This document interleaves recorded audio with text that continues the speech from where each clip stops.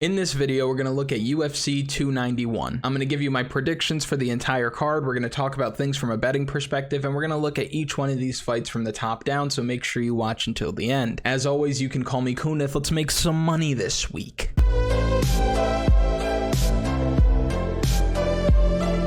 We have a UFC pay-per-view this week that is full of bangers, top down. I'm not going to waste a second of your time. We're going to get right into it. We're going to look at the co-main event, which is probably going to be fight of the year, maybe fight of the century. Dustin Poirier versus Justin Gaethje 2 for the BMF belt is going to be as technical a brawl as you will ever see.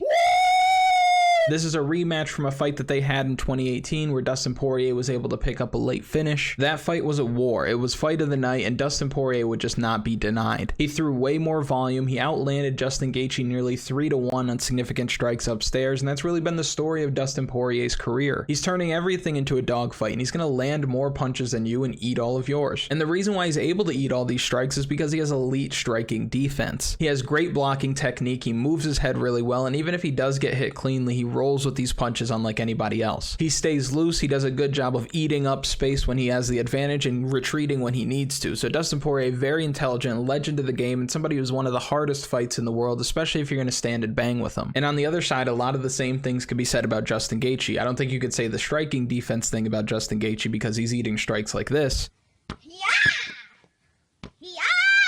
But apart from that, he does a lot of things well. He has some of the best leg kicks in the UFC. He's got heart for days, power in both hands, and his counter striking was looking wicked sharp last time out against Rafael Fiziev. And this is a tough fight on paper because it's essentially a mirror match, but I do like the slight plus money coming in on Justin Gaethje, who I figured would be the slight favorite coming into this fight. Now, he has been up and down, win-loss, but I figured he'd be the favorite because he won more recently, and I feel like the narrative always surrounding Justin Gaethje is that he's constantly getting better. I worry about Justin Gaethje, however, because this is a main event. It is for a title. It's not the title, but it's a title. I like the BMF belt. And we have seen the way that he's performed when the lights are brightest. Like against Tony Ferguson, okay, but that wasn't the same thing. If you look at the way that he was fighting against Khabib Nurmagomedov, he had some success. He caught Khabib, but at the same time, he looked sloppy. He was overextending on his punches and his balance looked awful. You could say the same thing about his fight with Charles Oliveira where he whiffed so hard on a hook that he fell to the ground. That's crazy. And maybe it's just a nervous energy kind of thing, which I totally get. These are big spots that he's fighting in, but if he's able to keep his feet, stay grounded, and actually fight an intelligent game plan here, I think that he can win. And the reasons why I think he's going to be able to win is I think he'll be able to do a better job of some of the things that he struggled with in the first fight. I think he's going to be able to do a better job of keeping up with the volume. I think he's going to land even more of those heavy low kicks that were giving Dustin Poirier trouble, and I think that he's going to land heavier shots, especially on the break. It's a tough fight to call either way because both guys are so good at what they do, but I do think that Justin Gaethje wins this fight, and I will say that it's inside the distance. I think Justin Gaethje wins by knockout, and I say that because I don't see him winning a decision here. Dustin Poirier's style is not one that is going to lose a whole lot of minutes in the octagon, especially against somebody like Justin Gaethje who does eat a lot of shots. So I do think that if he wins this fight, it's going to be by knockout. I like Justin Gaethje to win this fight. Give me Justin Gaethje. Give me the highlight by TKO. Next, we're looking at as absurd a co-main event as you will ever see with former champions Jan Błachowicz and Alex Pereira. Big Al is making his light heavyweight debut, which makes sense because that cut to middleweight had to be ass. He's a big dude who has no business spending any amount of time south of 200 pounds, even if it is for a couple of minutes to hop on the scales. He doesn't need to be doing that. And we all know about the kickboxing experience, the championships, and how well that's transitioned to MMA. I think what's most important here are a few things. One is being able to defend the takedowns. If he can defend takedowns, which I believe he will, and keep this fight standing, he's going to be at the big advantage here. He's going to be able to do what he does best. And if you're Jan Błachowicz, you want to threaten that takedown early and often to give him something to think about, not even to take him down, but just to give him something to think about, because if Jan Błachowicz lands cleanly, he's knocking him out. I like that Alex Pereira's up a weight class. I think he's going to be able to take a punch a bit better, but he just got knocked down. Jan Błachowicz has that legendary Polish power. But it also wouldn't surprise me if we saw Jan come out with a similar game plan to the one that he had against Stylebender, where he would strike for a little bit, get a takedown, and try to keep him there. But let's not forget, even in that fight against Adesanya, he was winning a lot of the striking exchanges, and I think he's confident in his striking even against Alex Pereira. Now, despite the power on both sides, I do think that this fight goes the distance, because I think they're going to give each other a lot of space, a lot of respect, and I don't think they're going to rush anything because no one wants to run into one of those big hooks coming from either side. I like Poatan to win this fight, and I believe he wins by decision. Jan Błachowicz does a lot of his best work off of those low calf kicks, and I think that Alex Pereira, with that kickboxing experience, is going to be able to shut that down, maybe hurt him with one of these checks as well. And if he can effectively shut down that low kick, keep his feet, not get taken down, and keep pumping out that lead left hook, I think he's going to be in a good spot. Especially training with Glover Teixeira and having him in his corner. Don't forget that Glover dominated Jan and took the title off of him. So I think there's a lot of advantages here for Alex Pereira. I don't like that he was just recently knocked out, but at the same time, this is largely going to be a kickboxing match, so give me the better kickboxer. So again, the pick for this fight is Alex Pereira by decision.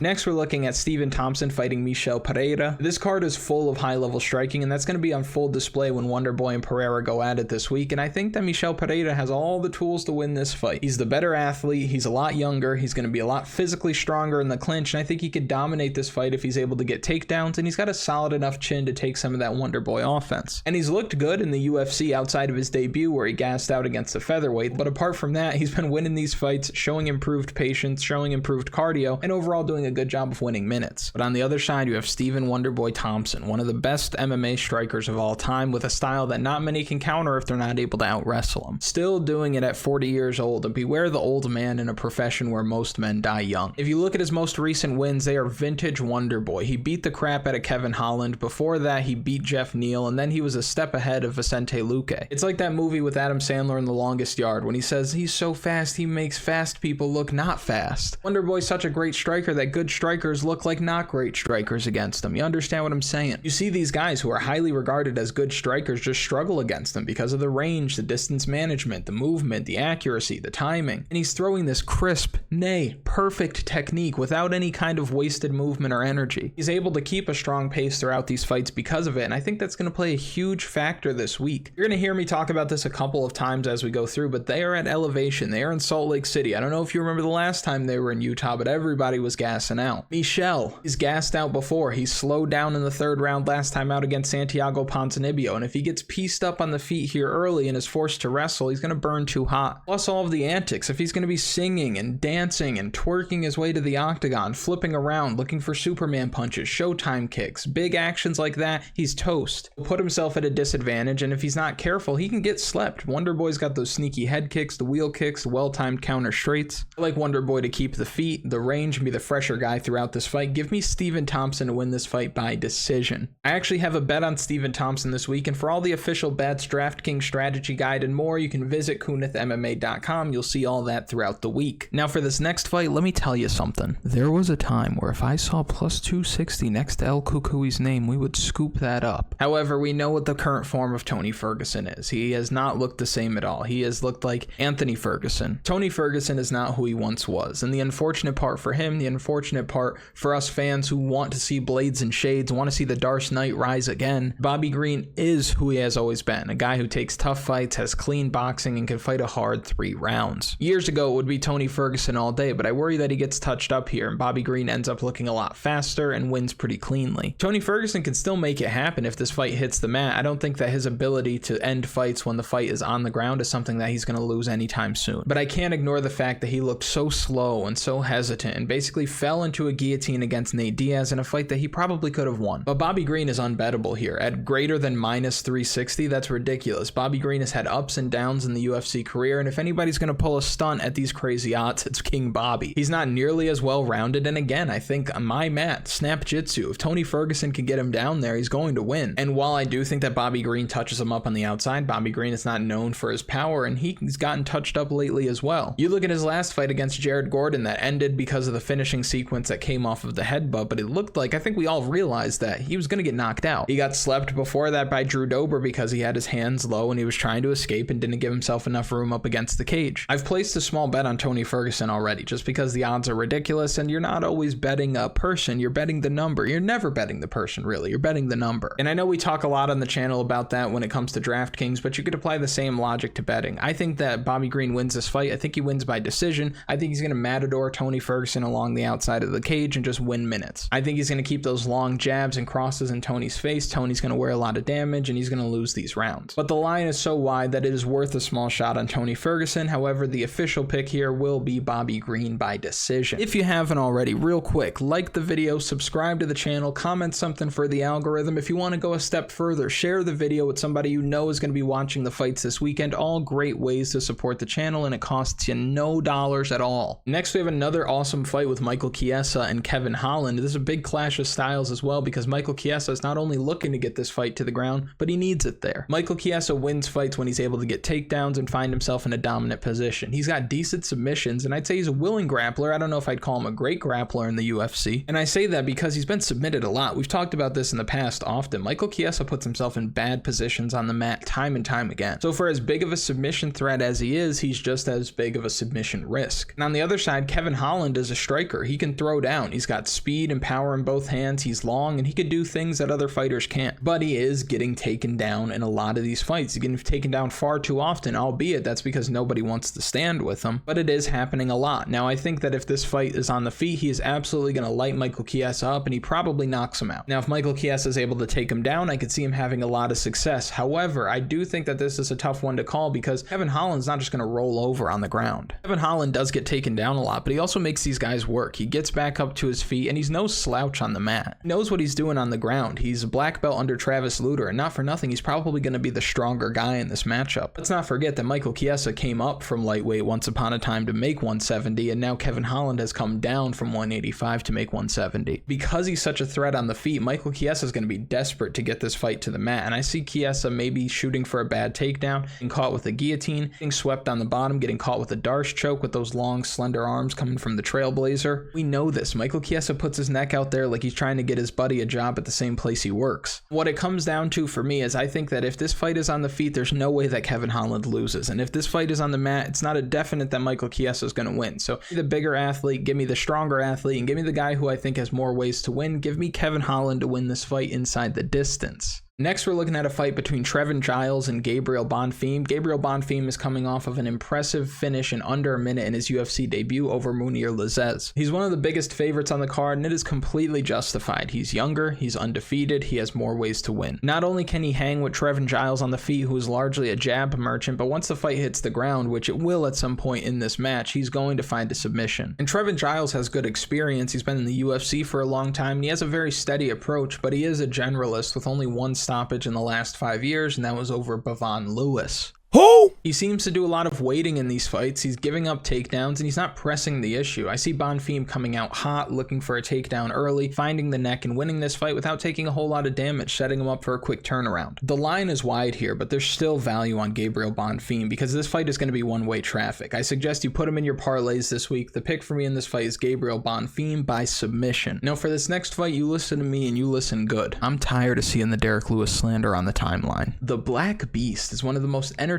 fighters in UFC history, and he deserves some damn respect. Now in this matchup, it is a coin flip. I'll give you that because both Lewis and Lima have big power and they can end the fight at any time. If you've been watching this channel for a while, you know that we like Marcos Rogério de Lima. Pizarro has a lot of advantages here. He's got hard leg kicks and Derrick Lewis has those stiff legs. Like Derrick Lewis weighs in at 265, 255. 200 of that's got to be above the belt. So he's got the hard leg kicks that might chop away at those stiff ass legs that Derrick Lewis has, and he also has better grappling and he can put Derrick Lewis on his back. However, we know that Derrick Lewis could just stand right up. But the leg kicks and the grappling, those are some of the biggest arguments that I think are valid when you talk about Pizarro this week. Other arguments that I've heard is that Derrick Lewis is old. Oh, Derrick Lewis is 38 years old. They're both 38 years old. What are we talking about? So I hate the idea that Derrick Lewis is old and washed, because if you look at the guys that Derrick Lewis has fought, it's ridiculous. Derrick Lewis losing to Sergey Spivak, Sergey Pavlovich, Tai Tuivasa, Cyril Gane. You're talking about the top 5 in the division right now. Junior Dos Santos was ranked number 3 when he beat Derrick Lewis. Daniel Cormier was wearing the belt when he beat Derrick Lewis. I mean, he's fighting elite competition, so if he's coming up short, I get it. You know, so Derrick Lewis is out here fighting Daniel Cormier while Marcos Rogério de Lima is fighting Ben Sassoli. And not only do you look at the level of competition, but Derrick Lewis is the knockout king. Most knockouts in UFC history. He can end the fight at any time, and he's never out of the fight. Derrick Lewis is one of the few guys that fights as well tired as he does when he's fresh. On the other side, Marcos Rogério Rogério de Lima, who again, I've already said that we like him. We like betting on Pizarro, but we also worry that he's going to gas out. Every time he fights, we're worried that we have one round to get it done.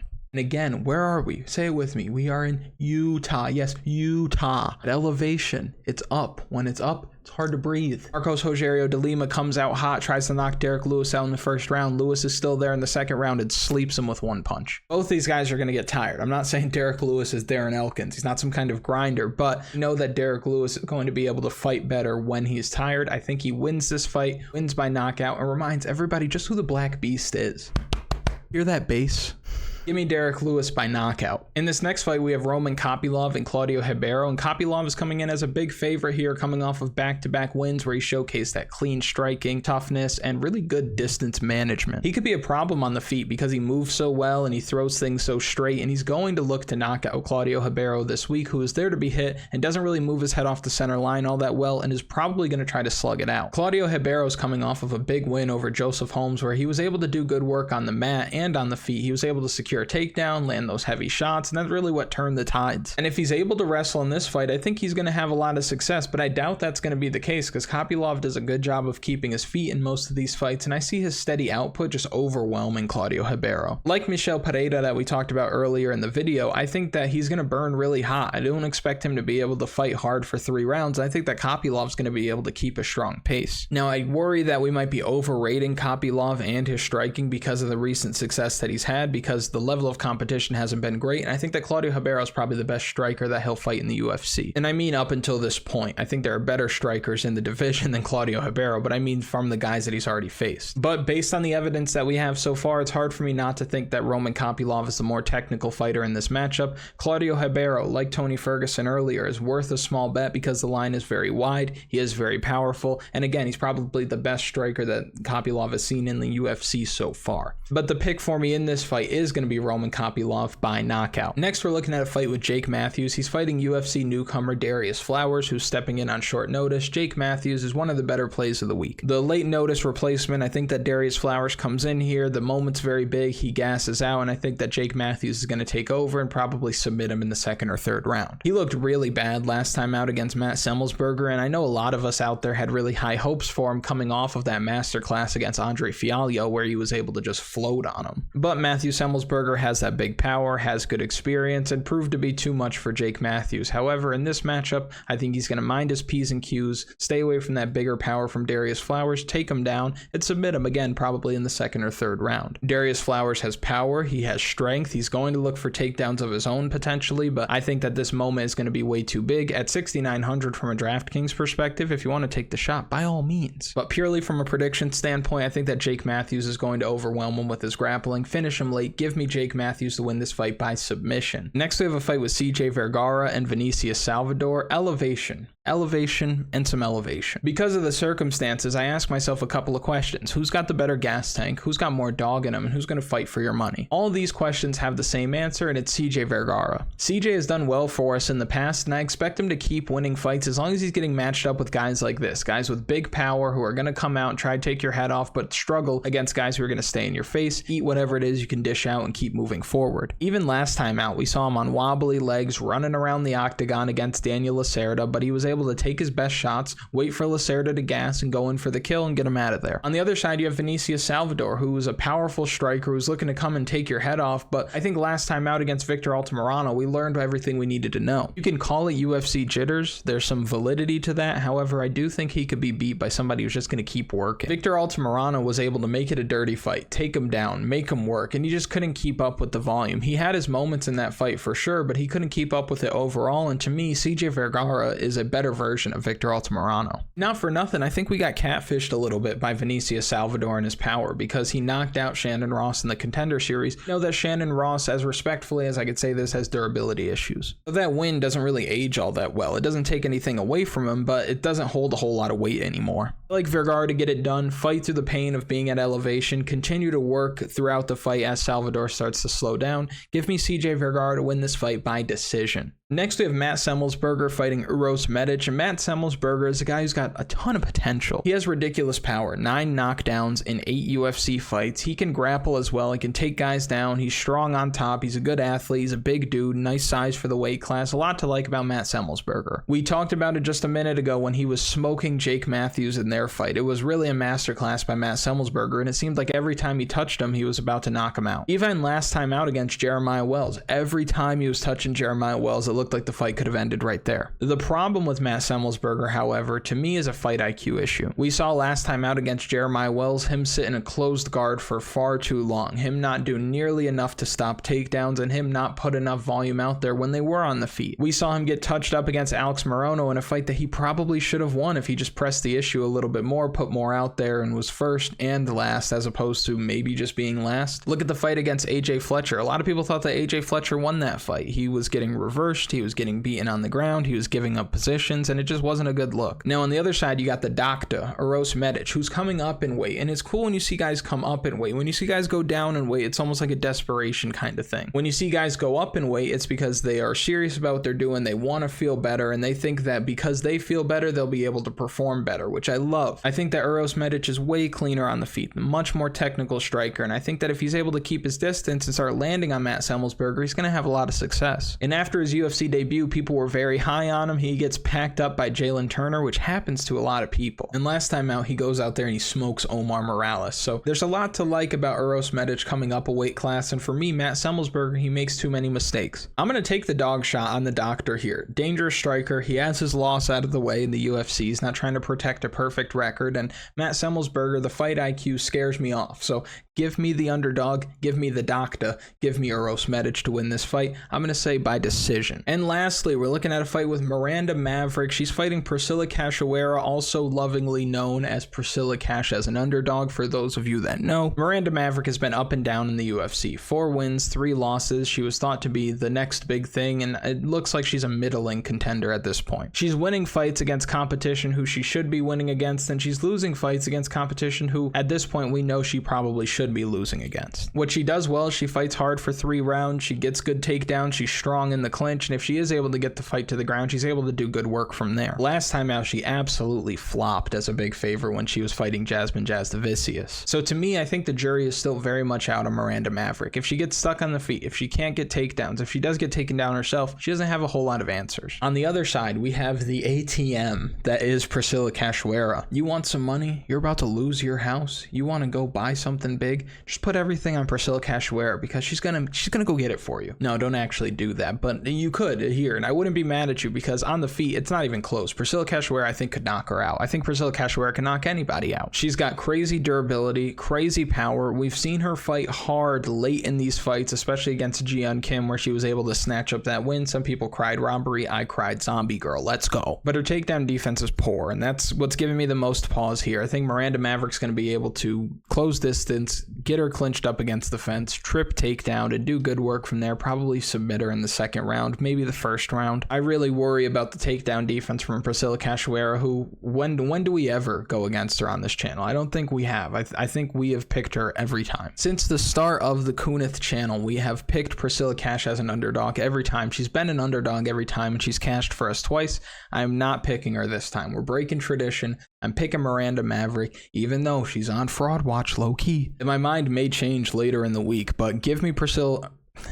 I can't even say it. I can't even pick against Priscilla Cachoeira. So the pick for me, let's just say it's not Priscilla Cachoeira, and it's not by knockout or decision. If you've made it to this point in the video, thank you so much for watching. I really do appreciate it. Make sure you like the video, subscribe to the channel, comment something for the algorithm. You know how it works, and I'll see you later in the week.